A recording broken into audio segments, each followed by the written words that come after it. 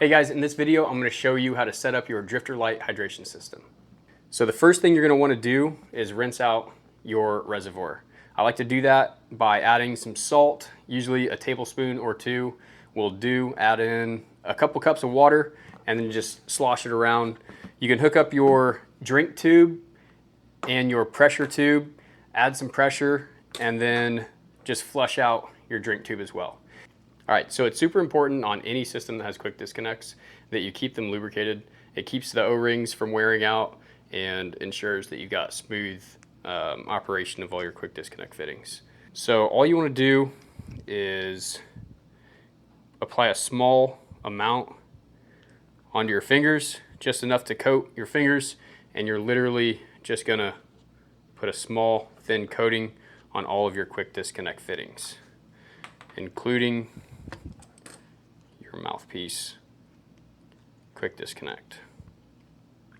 We designed it to have this guard in place. This does a couple of things. It's going to prevent accidental hits of the release buttons on your quick disconnects, and then it also protects the quick disconnects. So how we like to hook ours up is when this is in your bag, it sits like this. This goes up against your back, obviously.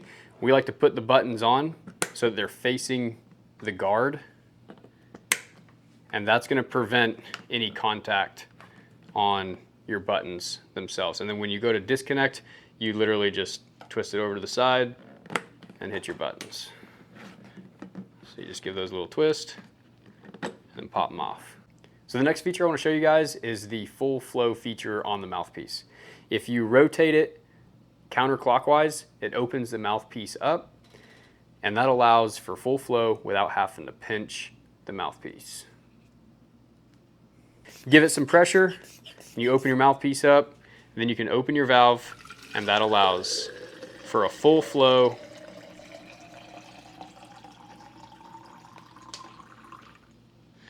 Our max recommended pressure for this is as much pressure as this bite valve can take, and it's quite a bit. I'll go ahead and show you how much it takes in order for this bite valve to start leaking.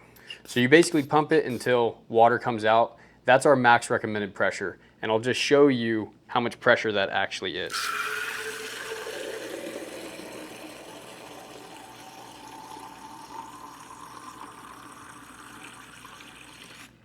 So that's more than enough. So in case you're wondering how much pressure should I be putting in this thing, if you leave your valve open and pressurize it until the bite valve itself starts to let water out, that's our max recommended pressure for this. So another feature that we designed the system to have is when you're in sub-freezing temperatures, hydration systems are pretty much useless half the time because your tube freezes. I don't care what kind of insulation you have on there.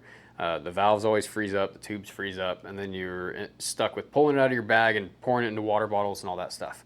So our fix for that is, since it's a rigid system with a bleed valve on it, you literally just open your bleed valve, open your bite valve, and then you can lift this up over your head, and all of the water from the tube all the way down goes back into the reservoir.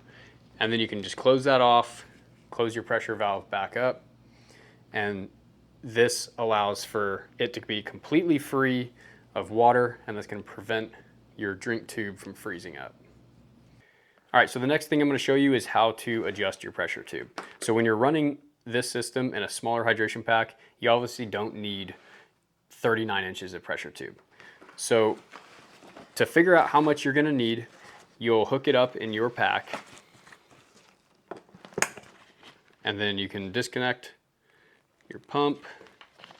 On this specific pack from FHF Gear, I like to run it down through the shoulder strap,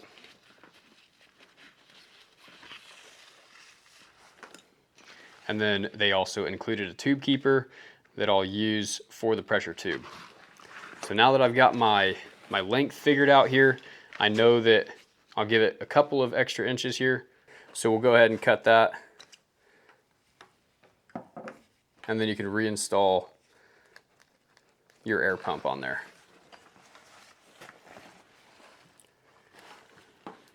Easy peasy. All right, so If you want to reinstall this into your large pack, we include these barb fittings. They're super simple, pretty self-explanatory. They hold really well. And we're going to include 2 of these. That way you can reinstall this with the length that you need for your large pack. All right, so I'll show you guys how to set it up in a large backpack. It's designed to go right into your hydration area there. Drink tube, most packs do have a designated slot, and these simply just snap on. So that one's obviously pretty self-explanatory, right? The bigger question that we've had is like, what do you do with your pressure tube? There's a couple of different things you can do. Run it, in between the bag and the frame, or you can adjust the length of your tube and have that run down through the bag and have it connect on your other shoulder strap. So the method that I like to do with this particular setup, and I know a lot of hiking bags also have hip pouches, which is a great place to store your pressure bulb. You just pull these off, take the pump off.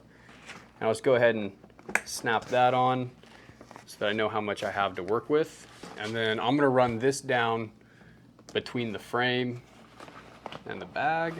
Run that down, continuing to go down.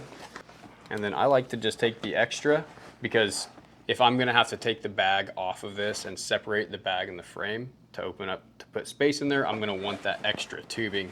So I just kind of put that down in between the bag and the frame, and then pull the tubing out that I need.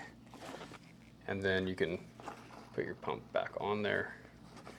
So something like that, you could even have it sitting right here, just something that's quick and accessible. Or you can route it directly out and have it in your hip pouch with the valve sticking out, and then you just tuck in that extra tubing. And then that allows you can still operate the pump and your bleed valve as well. All right, guys, that's all we have for this one. Thanks for watching. If you have any other questions, feel free to drop a comment, and follow us on Instagram. We've got a lot of updates coming out for future products, and keep you in the loop on that. So we'll catch you on the next one.